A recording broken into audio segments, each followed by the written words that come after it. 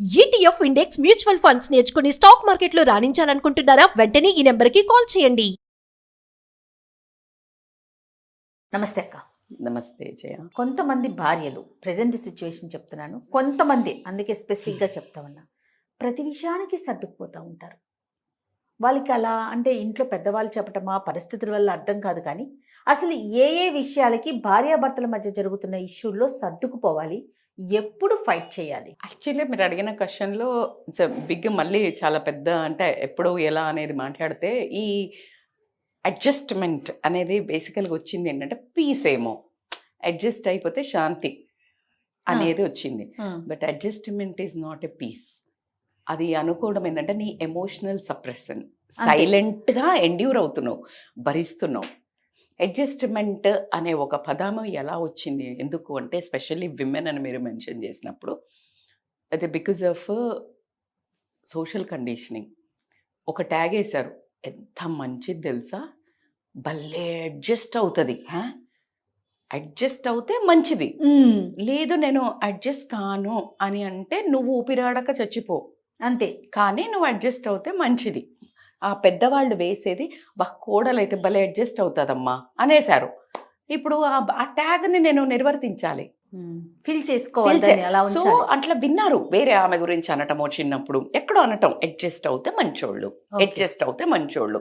Okay, ఇప్పుడు నేను express చేస్తే రెండు రకాలుగా, ఒకటి కాన్ఫ్లిక్ట్ అవుతుంది. ఇప్పుడు నేను అడ్జస్ట్ కాకుండా నాకు ఇది కావాలి, లేకపోతే నువ్వు ఇది నువ్వు ఇలా ఎందుకు మాట్లాడారు అంటే గొడవ అవుతుంది ఇంట్లో. అబ్బా ఎందుకులే, శాంతి, గొడవ తగ్గించాలి, first condition. Second social conditioning as I told. Third వచ్చేసి ఫియర్ ఆఫ్ లూజింగ్, అంటే ఈ రిలేషన్షిప్ వదిలేస్తారేమో నేను అడ్జస్ట్ కాకపోతే. అంటే హస్బెండ్ ఫర్ ఎగ్జాంపుల్, నువ్వు ఇలా, లేకపోతే నాకు ఇక్కడ ఇది కాదు, నేను మీ అమ్మ ఎవరొకళ్ళు నన్ను తిట్టారు, లేకపోతే ఎవరో ఒకళ్ళు కించపరిచారు, నేను ఏంటండి ఏదనంటే ఇదిగో నీకు ఇష్టం ఉంటే ఉండు, లేకపోతే వెళ్ళిపో, గబుక్కున అనేస్తాడేమో. మీరు మహిళలు అన్నారు కాబట్టి అదే సేమ్ కోణంలో మనం ఇంకో దాంట్లో అబ్బాయిల గురించి కూడా చెప్పొచ్చు. విత్ కమింగ్ టు దిస్, ఇది ఒక ప్రాబ్లము. అలా కాకుండా ఫ్యామిలీ, పిల్లల ముందు పిల్లల ముందెందుకులే గొడవ, పిల్లలకి ఏం నేర్పిస్తాము, ఈ కుటుంబంలో కలహాలు మొదలవుతాయి, నేను గబుక్కున బయటికి వెళ్తే వీళ్ళని ఎలా సాధాలి, ఫియర్ అవ్వనివ్వండి, ప్రేమ అవ్వనివ్వండి, ఆ హస్బెండ్ మీద ఉన్న ప్రేమ అవ్వనివ్వండి, పిల్లల మీద ఉన్న ప్రేమ అవ్వనివ్వండి, సర్దుకుపోదాంలే, పర్లేదులే అనే ఉద్దేశంతో లోపల తనను తను చంపుకొనైనా సరే భరించడం జరుగుతుంది. Absolutely right. బట్ మేము మనసులో ఇది చూస్తున్నప్పుడు ఒకళ్ళకి వెళ్తూ ఉంటుంది, ఖచ్చితంగా ఒక 10 మంది చూస్తే అందులో ఇప్పుడు ఎవరు సర్దుకుపోతున్నారు మేడం అని వినిపిస్తుంది, మీ వాయిస్ నాకు వినిపిస్తుంది. కానీ అబ్సల్యూట్లీ రైట్, క్వశ్చన్ అడిగిందే క్లియర్గా. కొంతమంది ఎన్ని యుగాలు మారినా అటువైపు ఎంతమంది ఉంటారో ఇటువైపు కూడా అంతే మంది ఉంటారు. సో వాళ్ళను మీరు ఒక ట్యాగ్ వేసి ఎక్స్ప్రెస్ చేయొద్దు, ఇంప్రెస్ చేయడానికి ఎక్స్ప్రెస్ చేయరు. ఎక్స్ప్రెస్ చేయటం వల్ల ఈ సప్రెస్ ఇంప్రెషన్ కోసమే అంతే, ఎందుకు ఇచ్చేసారు కదా, మంచిది మంచిది అనుకోవడానికి చేసే పనులే కదా ఇవన్నీ. జీవితంలో మనము ఏంటి, ఇప్పుడు పిల్లలు అడిగింది చేస్తావు, ఎందుకమ్మా మంచిది అనిపించుకోవాలి. I know very rude topic I'm talking about. Husband కూడా ఏదైనా మనకు కొన్ని ఇష్టం లేని కూడా ఎందుకు చేస్తామంటే బికాజ్ వాళ్ళు మంచిది అనాలి. We all thrive for self identity. మనకి అదొక ఎవరైనా ఎక్నాలెడ్జ్ చెయ్యాలి అని ఉంటుంది. సో ఇప్పుడు ఏంటి, గొడవ పడలేదు, ఏమై ఎక్స్ప్రెస్ చేయలేదు, లోపలే పెట్టుకుంది. ఎన్ని రోజులు పెట్టుకున్న తర్వాత ఆ ఒక్క బాధను లోపల సైలెంట్గా భరిస్తున్న ఒక మనిషి మీ చుట్టుపక్కన ఉన్నప్పుడు హ్యాపీగా ఉంటుందా ఇల్లు? ఉండదు. సో అడ్జస్ట్మెంట్ అనేది కాన్ఫ్లిక్ట్ కోసము భయపడి చేసే అడ్జస్ట్మెంటే. సో నేనేమంటున్నా అంటే, అడ్జస్ట్ ఎందుకు అవ్వాలి, ఎప్పుడు అవ్వాలి అనే మీ క్వశ్చన్కి 100% కాంప్రమైజ్ అనేది లేనిది సంసారం అన్న పడవ జరగదు. కానీ ఎప్పుడైతే సెల్ఫ్ రెస్పెక్ట్ మీద కొట్టే దాని మీద కూడా నువ్వు ఏదో ఒక మానిటరీ థింగ్స్ కోసమో, సొసైటీ ముద్ర కోసమో నిన్ను నువ్వు చంపుకొని వెళ్ళే అడ్జస్ట్మెంట్, అది నీకైనా ఇదే బంధానికైనా ఎప్పుడైనా ప్రమాదకరం. ఎలా మేడం మరి ప్రమాదకరము అని అంటే కనుక, నువ్వు ఈ మధ్య మీరు 20-25 years తర్వాత కూడా బయటపడుతున్నారు ఆపుకోలేక, రైట్? సో అలాగా ఎప్పుడైనా కొన్ని భరించే వరకే ఉంటుంది, ఆ తర్వాత వాళ్ళకైనా బద్దలవుతుంది కదా. అలాగా అప్పుడు తీసుకునే నిర్ణయం చాలా భయంకరంగా ఉంటుంది. సో ఇప్పుడు ఇచ్చే మన మెసేజ్ ఏంటి అని అంటే, ఏది అవసరమో అది దేనికి, ఇప్పుడు నేను అడ్జస్ట్ అవుతా. దీనివల్ల నా ఒక ఫ్యామిలీకి ప్రొడక్టివ్ ఏంటి? ప్రొడక్టివ్ అంటే ఏంటి? నా హస్బెండ్తో నేను నా వ్యూ అతను తప్పు చేస్తే కూడా నేను అడ్జస్ట్ అవుతున్నా అంటే అది భయం నీకు. నువ్వు భయపడుతున్నావు. అలానే భయపడకుండా భర్త నుంచి నేను వదిలేయమని చెప్పట్లా. Put your voice out.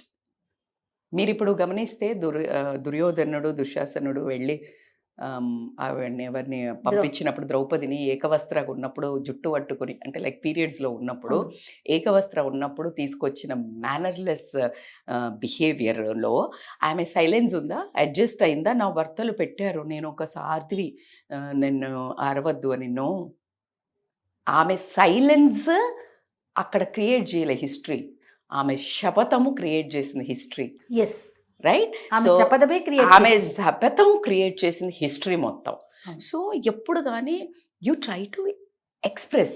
Adjustment అనేది వెరీ మచ్ ఇంపార్టెంట్. ఎక్కడ అవుతున్నావు? నీ భర్తకి పలానా 10,000 వస్తోంది, నువ్వు ఎంత ఖర్చు పెట్టాలి? అడ్జస్ట్ అవుతున్నావు, ఎక్సలెంట్, అమేజింగ్. అత్త మామ కొంచెం కాస్త నోటి దురుకు వస్తా ఏదో వాళ్ళ ఒక బ్రాటప్ ఏదో ఒకటో దాంట్లో బిహేవ్ చేస్తున్నారు, నువ్వు అడ్జస్ట్ అవుతున్నావు. నీ భర్త కాపాడాలి, తల్లిదండ్రి పర్లేదులే నా తల్లిదండ్రి, అబ్సల్యూట్లీ ఫెంటాస్టిక్. ఓకే. సో ఇలాంటి వాటిలలో అడ్జస్ట్మెంట్ అవ్వడం వండర్ఫుల్. అదే భర్త పదే పదే ఎవరైనా కానీ పదే పదే నీ సెల్ఫ్ ఐడెంటిటీ మీద నువ్వు అన్నీ చేసినా కూడా నేను కొడుతున్నారు, నువ్వు భయంతో లేకపోతే ఏదైనా మానిటరీ థింగ్స్ అంటే ఇల్లు కోసమో లేకపోతే డబ్బు కోసమో లేకపోతే ఈ పదవి భార్య అనే పదవి కోసమో మరి అన్నిగి మనకి లోపల చంపుకొని బ్రతకడం అనేది మాత్రం పిల్లల కోసం 99% ఉండటం జరుగుతుంది. కానీ ఆ పిల్లలకు నువ్వు ఇచ్చే మెసేజ్ అంతా రాంగ్ మెసేజే. అంటే ఒకడు 2 రకాలు నేర్చుకుంటాడు. ఒకడేమనుకుంటాడు, ఓకే ఇలా తొక్కి పెట్టాలన్నట్టు, రేపటి రోజున నేను కూడా ఇదే చెయ్యాలా. సెకండ్ వే, బిడ్డ ఉందనుకో, ఓకే నేను అడ్జస్ట్ అవ్వాలి కావచ్చు. లేదు అని అంటే అడ్జస్ట్ అవ్వాల్సిన ప్లేస్లో కూడా మా అమ్మ అడ్జస్ట్ అయ్యి నరకమనేది, నేను చచ్చినా ఎవరికి అడ్జస్ట్ కాను. సో ఇలా డిఫరెంట్ మెసేజెస్ పోతాయి. నువ్వు చేసేదే పిల్లల కోసం అయినప్పుడు you try to put a right way. ఎప్పుడు ఎలా ఎక్స్ప్రెస్ చేయాలి మేడం? ఎప్పుడు కానీ రియాక్ట్ అవ్వకూడదు, రిఫ్లెక్ట్ అవ్వండి. రిఫ్లెక్ట్కి రియాక్ట్కి ఏంటి? ఇప్పుడు నేను రిఫ్లెక్షన్ ఎందుకు అడ్జస్ట్ అవుతున్నాను? For what? నిన్ను నువ్వు చంపుకొని అడ్జస్ట్ అవుతున్నావా? ఎదుటి మనిషిని ఇంప్రెస్ చేయడానికి? ఇంప్రెస్ చేసే వాళ్ళ రిలేషన్లో బయటవి, ఇంట్లో వాళ్ళని ఇంప్రెస్ చేయాల్సిన అవసరం ఉండదు కదా. సో ఖచ్చితంగా యూనిట్ ఎలా పెట్టాలి అంటే, నువ్వు అడ్జస్ట్ అవ్వకుండా గొడవపడమంటారా మేడం అని అనకండి. మీకు తెలుసు నేను ఏది చెప్పినా చాలా కరెక్ట్గా డిప్లొమాటిక్గా చెప్తాను. ప్రాపర్ వాయిస్ టోన్ క్లియర్గా, గొడవ ఉద్దేశంతో కాదు. నువ్వు ఇలా చేసావు, నువ్వు నన్ను హర్ట్ చేసావు. ఎప్పుడు ఎవరు ఇష్టపడండి ఏంటంటే ఆ వర్డ్, నేను హర్ట్ అయ్యాను, బాస్ చెక్ చేసుకో. You did that. No one likes. నువ్వు ఎంత దొంగ అంటేనే భరించాడు, పిచ్చోడు అంటేనే కోపానికి వస్తాడు, ఇంకో రాయి సుత్తాడు. అది పిచ్చి అని తెలుసు వాడికి తెలీదు. అవును, నువ్వు పిచ్చోడు అంటే ఉడుకుంటాడేంటి? సో అలాగా చెప్పద్దు. I got hurt, I feel, నాకు ఇలా అనిపిస్తోంది, మీరు చేసేవాళ్ళ నేను ఇలా ఫీల్ అవుతున్నాను కాబట్టి ఒక్కసారి చెక్ చేసుకోండి. సో ఇలా నీ పదాన్ని నువ్వు ఎక్స్ప్రెస్ చేయటం అనేది చాలా చాలా ఇంపార్టెంట్. అడ్జస్ట్మెంట్ అనే పదంతో నిన్ను నువ్వు చంపుకోకు. అడ్జస్ట్మెంట్ అనే పదవితోటి నువ్వు ఇంత అడ్జస్ట్ అయ్యి ఏదో ఒక్కరోజు నోరు తెరిచావనుకో, ఆ రోజు అసలు బాంబు పేలుతుంది, బ్లాస్ట్ అవుతుంది. ఇన్ని రోజులు భరించింది కదా, నువ్వు ఆ ఒక్క యాక్ట్ కూడా ఎవరు 99 మంచి చేసి ఒక్కటి నోరు తెరిసినా కూడా చెయ్యరు. నువ్వు ఫస్టే దాన్ని ఓకే, ఈ అమ్మాయి కానీ ఈ అబ్బాయి కానీ తప్పు అంటారు, ఒప్పు అంటారు, కరెక్ట్గా పెడతారు మాట, గట్టి విషయమైనా సరే చాలా కరెక్ట్ వాయిస్లో చెప్తారు అనే ఒక పేరు ఉంది అంటే ఎవ్రీబడి విల్ స్టార్ట్ రెస్పెక్టింగ్. అది నీతో హోదాల పెద్దవాళ్ళన్నా కానీ హోదాలో చిన్నవాళ్ళన్నా కానీ నీకు ఆటోమేటిక్గా ఒక రెస్పెక్ట్ అనేది క్రియేట్ అవుతుంది. ప్రపంచంలో దేన్నైనా కోల్పోవచ్చు కానీ సెల్ఫ్ రెస్పెక్ట్ని మాత్రం కోల్పోవద్దు on cost of anything. Right. దాన్ని మిస్టేక్ అయితే అవ్వకండి. ఎదిరించండి, బరితెగించండి ఇలాంటి సందేశం కాదు ఇది. చాలా సమయస్ఫూర్తితో కామన్ సెన్స్తో అర్థం చేసుకున్నప్పుడు దీని విలువ డెప్త్ మనకు అర్థమవుతుంది. రైట్. సో బేసికల్గా ఎండ్ ఆఫ్ ద జిస్ట్ ఏంటంటే జయ, ఎందుకు ఉంటారు అనడానికి ఖచ్చితంగా సొసైటీ అనుకోనియండి, ఫైనాన్షియల్ ఫ్రీడమ్ లేకపోవడం వెళ్ళండి, గబుక్కున నేను నోరు తెరిసంటే బయట కంటే పిల్లల్ని తీసుకొని ఎక్కడికి వెళ్ళాలి, ఎలా సాధాలి అని అనుకోనివ్వండి. నేను ఎలా ఆలోచిస్తారా? అమ్మో, ఇప్పుడు అంటే నిన్న ఒక దేవుడు వచ్చేసి ఒక వరం ఇచ్చేసి నీకు మర్యాద లేదు, నిన్ను ఇబ్బంది పెడుతున్నారు ఇంట్లో, నువ్వు మాయమైపో అని దేవుడు అలా కళ్ళు తెరిచి ఇలా చూసేవారికి అందరూ మాయమైపోతారు. నేను డబ్బు ఇస్తాను అంటే jokes apart, it's serious, it's serious. అందరూ అంగీకరిస్తారు. మెన్కి చాలా బాధేస్తుంది. బట్ ఒక్కసారి మీ వైఫ్ గుండె చప్పుల్లో ఉన్న బాధను వినాలి అని అంటే మీరు ఖచ్చితంగా వాళ్ళు అడ్జస్ట్ అవుతున్నారా లేకపోతే నిజంగానే వాళ్ళ ఇష్టంతో చేస్తున్నారా అనే దాన్ని మీరు గమనించండి. సో కాబట్టి financial freedom is very important. దానికోసం మీకు డబ్బు అంటే అగడు, డబ్బు కోసం చెయ్యండి, ఇంకా నీకు ఇంత ఉంది కదా నువ్వెందుకు సంపాదిస్తున్నావు, మీ ఆయన బాగానే సంపాదిస్తాడు కాదు. బాగా చేశారు ఒక reel, your money is my money, my money is my money అని ఒక రీల్ వచ్చింది అప్పట్లో, ఫేమస్. విమెన్ కి ఆ సెక్యూరిటీ లేక క్రియేట్ అయిన రీల్ అది. ఈ క్రియేట్ అయిన reel it's a very message oriented. Jokes అయిపోయినాయి మనకు, కానీ ఒకప్పుడు ₹1 కూడా ఉమెన్ కి లేదు.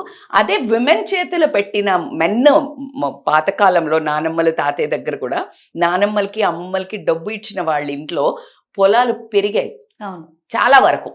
ఎందుకు అంటే వాళ్ళకి తెలుసు విమెన్కి మనీ మేనేజ్మెంట్ రాదనుకోవడం మూర్ఖత్వం. ఎక్స్ట్రాడినరీ ఉంటుంది. అంటే కాస్ట్ కట్టింగ్ చేయడంలో she is the best. Very few spendthrifts ఉంటారు. సో కాబట్టికే ఫినాన్షియల్లీ ఎప్పుడైతే ఇండిపెండెంట్ ఉంటారో ఆ అడ్జస్ట్మెంట్ అనవసర వాటికి తగ్గుతుంది.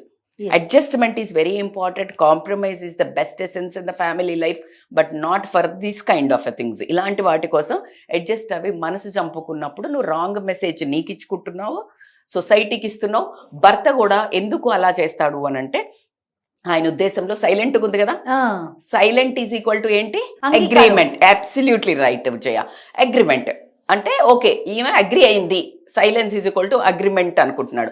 ఇంకొక లాస్ట్ వర్డ్ ఏం చెప్పనా మీకు, ఎప్పుడైతే ఒక పార్ట్నర్ పెయిన్ ఎక్స్ప్రెస్ చేయటం స్టాప్ చేస్తారో ఇంకొక పార్ట్నరు ఆ పెయిన్ ని నోటీస్ చేయడం స్టాప్ చేస్తాడు. నువ్వు ఎక్స్ప్రెస్ చేయండి ఎట్లా తెలుస్తుంది పెయిన్? ఇప్పుడు డాక్టర్ దగ్గరికి పోయినావు, డాక్టర్ తెలుసు నీకు ఏదో పెయిన్ ఉంటేనే వచ్చినావు అని, కానీ ఏమడుగుతాడు? ఎక్కడి నొస్తుంది, ఎలా నొస్తుంది, కూర్చున్నట్టు అవుతుందా, కొట్టినట్టు అవుతుందా, మెల్లిగా వస్తుందా, అప్పుడప్పుడు వస్తుందా, ఎంతసేపు ఉంటుంది? చెప్పాలమ్మా, చెప్పాలా ఎంత నొప్పి వస్తుంది, ఎంతసేపు ఉంటుంది, ఆ అన్నప్పుడే చివుక్కుమంటుందా, దాని తర్వాత నిద్రలో కూడా బాధ వేస్తుందా నీ మీద. This kind of every emotional pain is like ఎంతసేపు ఉంటుంది. ఇలాంటి డిస్కషన్ అవసరం. ఇలాంటి డిస్కషన్స్ ఉంటే అలా డాక్టర్ దగ్గర పోయి పెయిన్ వస్తుంది అని చెప్పే అవసరం కూడా తప్ప ఉండదు. So rightly said. సో ఒక మనిషి ఎప్పుడైతే స్టాప్ చేశాడో పెయిన్ చెప్పట్లేదు అని అంటే అర్థం ఇంకొకళ్ళు ఆటోమేటిక్ గా స్టార్ట్ నోటీస్ చెయ్యరు, పెయిన్ ఉందని కూడా అగ్రీ చెయ్యరు, వాళ్ళకి అసలు అవసరమే పడదు. ఓ చాలా బాగున్నట్టుంది మా ఫ్యామిలీ లైఫ్ అనుకుంటాడు. మీరు ఎంత వ్యాలిడ్ పాయింట్స్ చెప్పారంటే ప్రతి ఒక్కరూ ఆలోచించాలి.